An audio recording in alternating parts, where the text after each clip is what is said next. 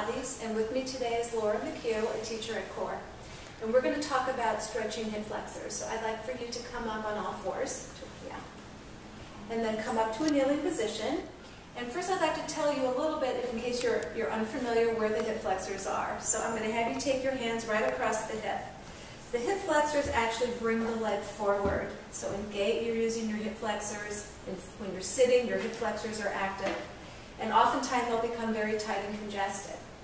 So this is my favorite way to stretch. Please take your right foot and place it forward on this mat and plant your foot down so that right knee goes directly over that second toe. When you lean forward towards that right foot, notice how the left leg is behind Laura, which opens up the hip and creates an opportunity for a stretch. So actually we can move that knee a little bit further behind.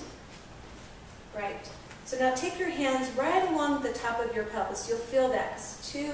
Right. You'll feel the bones right there. And when you put emphasis and go a little further, you'll feel a stretch across that left hip. Do you feel that, Laura? Yes. Okay, so look at how we've organized her hip and her knee in these 90-degree angles. Now we're going to add to it. Take your left arm up to the ceiling and reach up. When I ask Laura to side bend over towards her right, we create a bit of a side bend, but it's also going to stretch the entire hip complex that goes a little bit more interior into the midline of the body.